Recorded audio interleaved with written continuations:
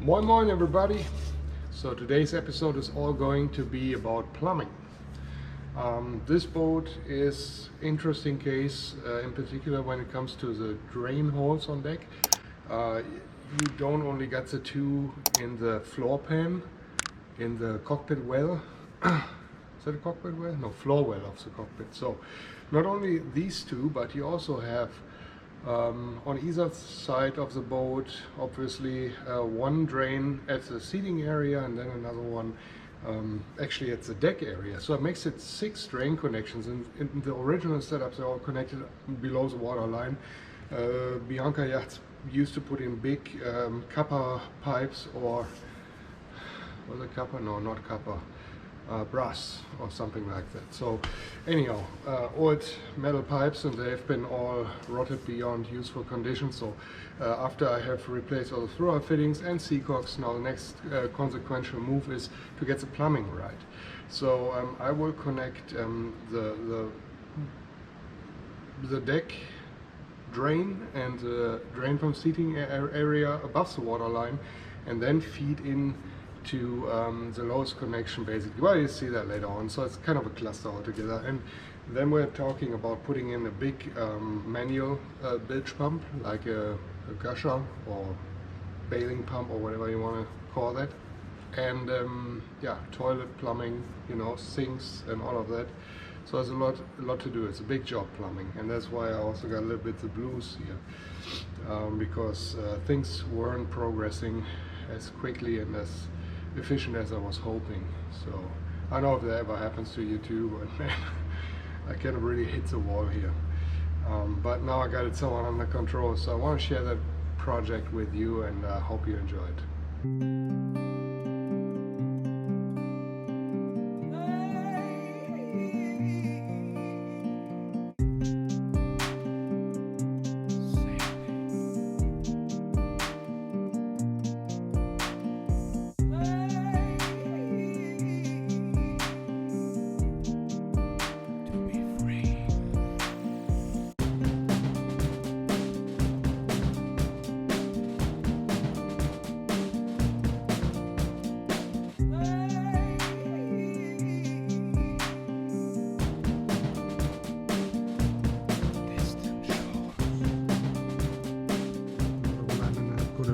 So it's that thick now here in the middle, and now we gotta sand over to make it nice and smooth. Okay, I just put backing plate number 2 in. There she is. Beautiful. So now we'll place a bad boy in there and dry fit it. So I put lots of Pantera in and around and under. And now I'll close it off, and hopefully tomorrow when it's dried up, it should be all super watertight and solid. So after a week now, the Pantera has completely cured. Probably even after 3 or 4 days. But this is, man, this is so solid. And I've smeared plenty around it, as you can see. I know way more than I should, but I'm terrified of throwout fittings, as always. And I'm really terrified of any one of them being leaky when it puts the boat into the water. So I figured a lot helps a lot. That's the TS engine raw water intake, and the port side scuffer. Here's starboard. That's also where the sink goes out, goes into the same pipe. And here's the toilet out, toilet in, and the sink for the bathroom. So it's the final result here on the starboard side of the toilet out, toilet in, sink. That's actually a sink of the bathroom that goes out here. So always nice ball valves, easy and quick to open and close, super solid. So now we hope that this is all tight. I used plenty of plumber's tape. So you can see the starboard throwout fitting. These come down from the 2 on deck, run together, and this here is the sink, and that goes in here also. And everything under the water line is double clamped. So always 2 hose clamps under the water line. and lots of plumber's tape throughout the whole fittings here. This here I opened up. This is a starboard locker. So once I have this here leak checked, I will put everything back together and we'll take it from there. So that job is finished. The whole plumbing situation looks similar. On the port side you have the, instead of the sink, the electrical bilge pump feeding in. So plumbing on the port side is also done. Goes all together here, and then the bilge pump, actually the electrical bilge pump feeds into one of the drains here from the deck. They join here above the water line. So everything is solid, double clamped. That I think will hold. Above the water line here only one clamp, but still, I mean, it's pretty freaking bulletproof. I don't see that coming off.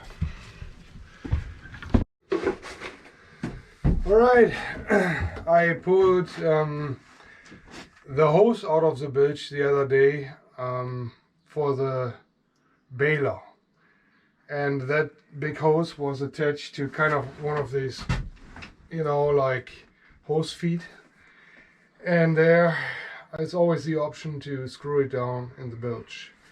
A lot of people do that, and unfortunately what that does is you obviously drill through the fiberglass of the bilge, and underneath it is the encapsulated ballast in that boat. So I was trying to pull that hose out. I pulled a little too hard, and all of a sudden I had that foot in my hand. And I looked at it and I came to realize there were about 1-inch long screws in there that went down into the bilge. 2 or 3 days later, with a little bit of water remaining in the bilge, I came to realize that where we took the rudder off, it is dripping rusty, nasty, stinky stuff out of there down onto the floor. We are right now in a boat yard here in an indoor space because the weather wasn't that great. And yeah, so now I have to clean the bilge out. I have to dry it out and allow the boat to dry out completely. And then I don't know what I will do with it. I either fiberglass over to make it watertight again, or I use Pantera, that stuff that you use to glue the through-hole fittings in and such. So I need to fix this. Otherwise, water will keep penetrating into the core material of the keel, which is cast iron in that boat, and then they basically encapsulated that, and that creates a big problem, possibly delamination from inside out. At this point I think it's not too bad, but it's the beginning of something bad happening, and I want to stop it right here and right now. So here you guys can see that dilemma. So there's still nasty, oily, crappy water in there, lots of it. With a electric bilge pump, I pulled the hose out for the manual. That scupper foot was down there for the baler, and apparently there are the holes. So what I have to do now is to dry this all out properly, get rid of all that stuff in there. So I brought an all nasty bucket, an all nasty sponge, and some gloves, and I'll try my best to get it dried out, and then use maybe something like a biodegradable soap to loosen up all that old diesel and grease and oil and stuff in there, and clean it out properly, and then we'll glass over and seal it off. Yeah, so bilges are always nasty obviously, but this one in particular. So I got a bucket full of fresh water out of it, and down here on the bottom you can see they screwed the bottom panel plate of the electric bilge pump down there to the ground, and then the sucker foot of the other hose of the baler was there in that corner. If I press on it, I see water coming out. There's something like a piece of wood down there or something, and you can see that thing is soaking. Yeah, and there it comes. So I must have drilled right in here. And you can see that bubbling. And I don't know if that's laminate, I hope not. But actually, you know what, it could be. However, whatever that is, they drilled straight through that into the keel ballast. So that is the big disadvantage if you have an encapsulated ballast. The worst situation would be that you have water coming in from top to bottom, getting between the laminate and whatever is in there. In this case it's cast iron. That's really unfortunate, so we'll have to let that dry out and take everything out, and hopefully this can be fixed. So they've been smart enough to glue marine plywood, I guess, into the bilge to drill everything into that, but by now it's completely rotten and coming out like this, and I assume that they drilled deeper through the plywood into the fiberglass. That's where, you know, that leak is coming from. That's my assumption anyways. So yeah, it's gonna be lots of fun to clean that all out of the bilge to a point, let it dry out completely, and then I guess I use Pantera or something and try to glue a new bilge board in. And it's raining buckets outside. So I made a template for a bilge board to get that bilge board issue fixed. I think I'll probably cut something out of that little bit of coom that I have and seal it off with some epoxy first, and then glue it in with Pantera. It should be watertight enough and give me plenty of meat to drill into to put all the fixings in. And when I do that, obviously also Pantera first, then the screw, so that I have a proper seal there as well. I hope this is going to work. Never did that before. Both projects. So I just cut out my new bilge board. They are made from a cardboard template according to that size of bilge, and it looks like it's fitting okay. So I'll go in here. But before I glue that in,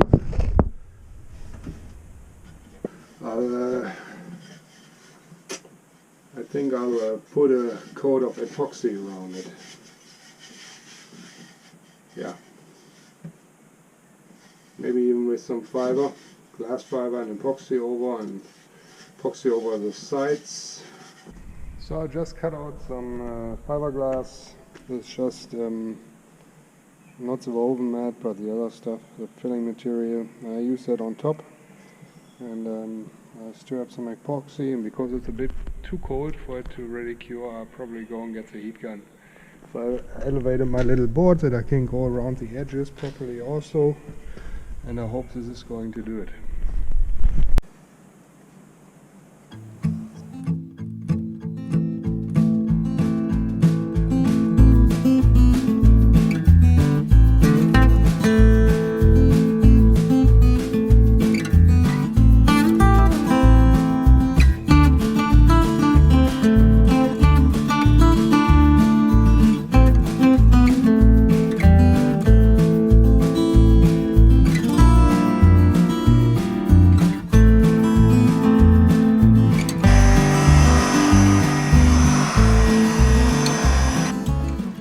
Okay, I dry fitted everything down there, and I have my marks on my board where the pump will be. Pump is here, electrical switch will be here, and then the foot for the baler will be here. And I put 2 pilot screws in that I will drill through into the old bilge board. Now the idea would be to put a lot of Pantera down into the bilge. That stuff is what you use to glue through hull fittings in, or also to repair hull keel joints, for instance. So it's extremely water resistant, flexible, and it lasts a very long time on salt water, so no issue. Oil, salt water, all of that will not hurt it, and it can cure wet or dry, so that's good stuff. I'm planning on putting plenty of that into the floor of the bilge, glue the new bilge board on top, seal it out around, and then very important, every little hole I have drilled, I put Pantera in first and then put the screw in to make sure that there will be sealant actually in there also. So I forgot my knife down there to cut the can open here. As always, climbing ladders up and down. One thing I forgot to mention, I have used silicone remover and acetone before to clean off all the grease and nasty oil of the bilge. Now it's relatively clean. And I also sanded the sides a little bit to roughen it up, to give the Pantera something to hold on to. And hopefully that's good enough, and that we achieve here a completely watertight seal. That would be ideal. So I got that icing on the cake here, and in she goes. And then I seal the outer edges, and hopefully that will do it. Well, it should be alright. We'll see. Well, I got the board in. But you know, these moments when you feel like a total idiot because you kind of screwed yourself again? I just had one of those. Made it really hard on myself unnecessarily. I had the board the wrong way when I installed or dry fitted the pumps and everything. So now I can start doing that basically down in the bilge because I had it backwards. Yeah, it's a little bit wedge shape. So yeah, but anyhow, looks good. Lots of Pantera. I went with a famous equation, a lot helps a lot. And there's lots of Pantera in there, so I let it cure until tomorrow or the day after, and then I start installing the bilge pump and the switch for it and the foot for the baler. Okay, the lid for the electric bilge pump is in. I used 3 really short screws and Pantera underneath the screw holes to make sure it seals properly. So I have tested my latest creation here. Let's do that real quick. Yeah, so it's coming. That's good. So the float switch is working. Right, you guys, let's do a little unboxing.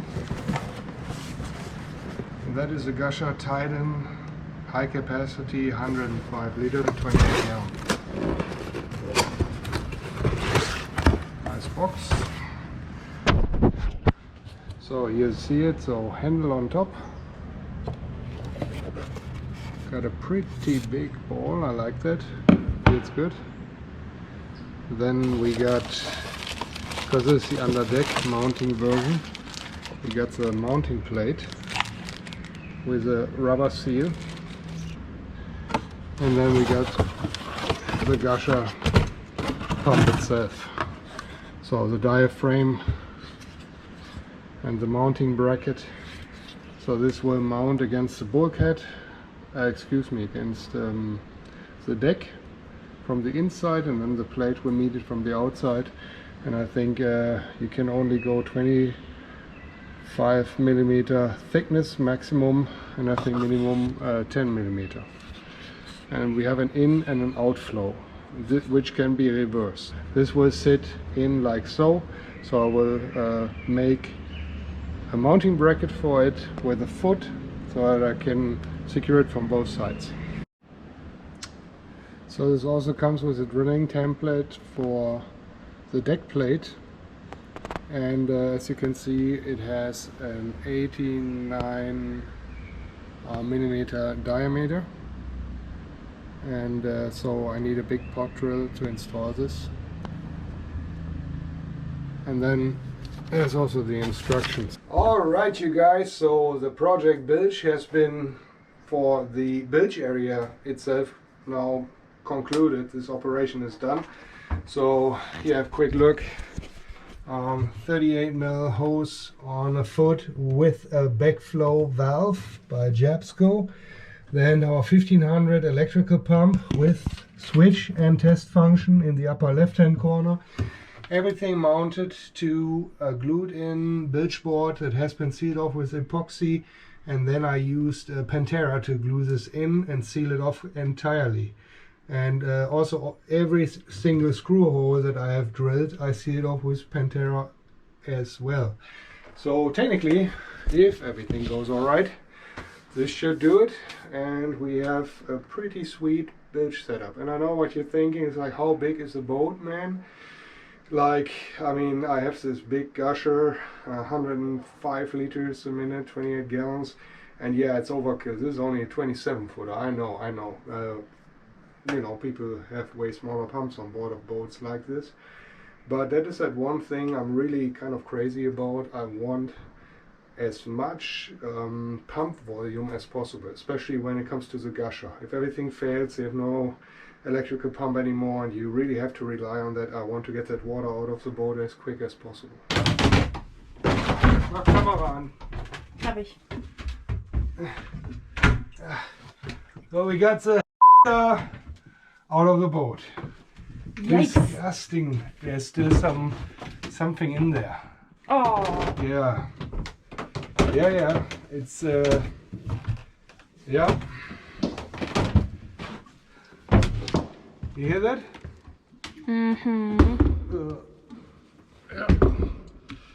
Yeah, that's a pretty old peep in here. And we figured, seriously guys, that's, I know how you feel about it, but that's something very, very important to us, that this has to be clean and new. And it's just old, and I don't even know if I can get all the valves and seals for it and everything. And apparently it was leaking, because there's a lot of very significant smell around the lower base of the toilet. So all the lower gaskets and so on, I think, failed many years ago, and they kept pumping their PEEP through the hoses. So and here is another prime example. I was fighting this, but fortunately I could pull it out without getting this off. You see how rusted the screw is? That's what happens if you don't use stainless steel hose clamps. It turns out to be a ginormous pain in the stern. So yeah, now this will go away. We take it out of the boat and we order a new one. And the next tricky part will be to get the hose over the water line, because the issue is that we have a vanity sink in the bathroom that you can pull over and out, and therefore I cannot go all the way up as high as I want to get it over the water line. So we have to measure here very accurately, not that we sink the boat through the toilet.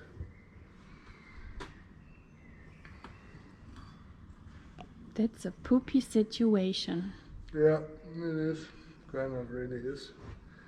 Yeah, okay, so we got that bad boy out, and I'll guess, I mean, you want to handle that, kind of? It's only a little bit left in there. And it's that old, I don't even think it smells anymore, so. Are you cool with that? No? Okay, I figured. It's okay, I'm just kidding. I'll bring it down. You just gotta give me some way under that. Today we're going to do an unboxing video about our new toilet. It's a marine toilet from Japsko.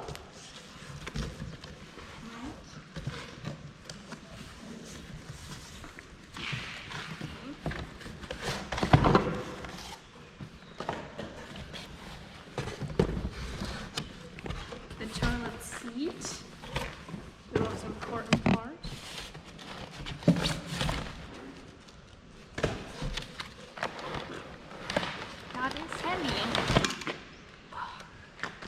We're gonna unbox the toilet seat.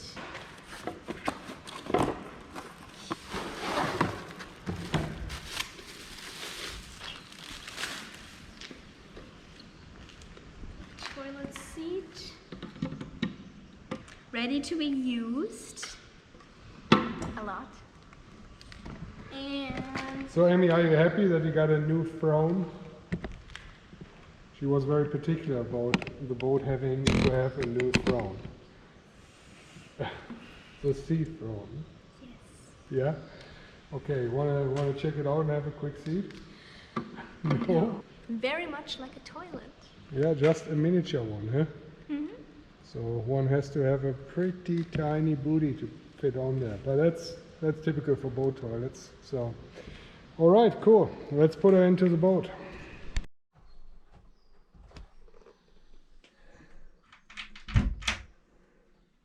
So this opens up the bathroom. You even got a little mirror in here.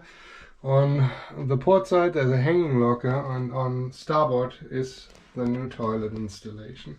Japsko toilet, all brand new, really nice. It got a porcelain bowl and a very solid, beefy toilet seat.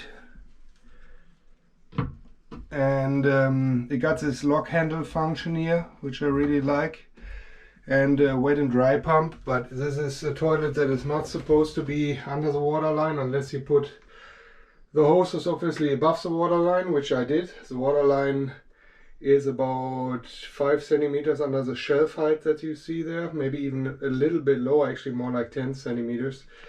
So I brought the hoses about 40 centimeters above waterline, and even with heel that should be okay when the boat heels to starboard. And the reason why I couldn't go any higher is this slide out sink above the toilet.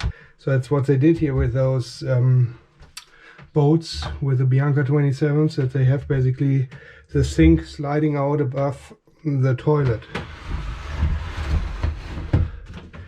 And therefore that is the maximum height I could get out of this installation. And also you probably noticed that there is no flapper valve installed. That is intentionally. I know there's a chance that there will be possibly a siphon effect going on, but I will see how it goes. If I have to put one in for the water inflow in particular, I'll probably put it to the opposite side. And yeah, because of that height issue, I wanted to go as high as I possibly could. So I would imagine if I pump dry a couple of strokes that I should be in good shape here. Hopefully this will work out. Oh, there you have it. Toilet installation. Bathroom is done. Family is happy.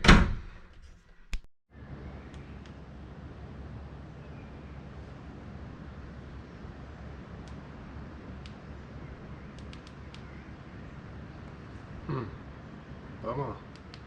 The GoPro isn't doing anything. I'm wondering if it was on by accident in my pocket or something. Must be weird.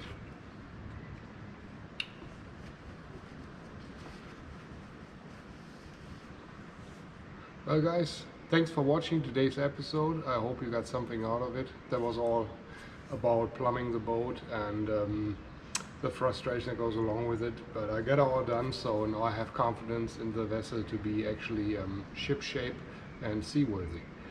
And that is very important to me, because I intend to take also my family out on the boat, and I want it to be absolutely safe, and yeah, so I think I have achieved that. Well, next episode it's going to be all about painting the boat. I mentioned it a couple of times before. I gave you a heads up on that, I guess. So we want to paint the boat, and it's going to be a roll and tip method. You might have heard about that, so it's, in my opinion, next best alternative to actually spraying the paint on, which I cannot do because I don't have the means to do that, and I don't know how to do it properly, and I also don't want to hire it out because it's an old cruising sailboat, but I want it to be as pretty as possible. So roll and tip it is. But that's then for next time, next episode. So meanwhile, you guys stay all safe and always fair winds, and hope to see you next time on Sailing Good Old Boats.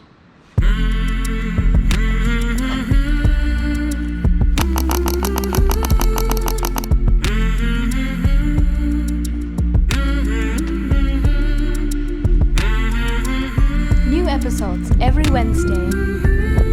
So, see you next Wednesday.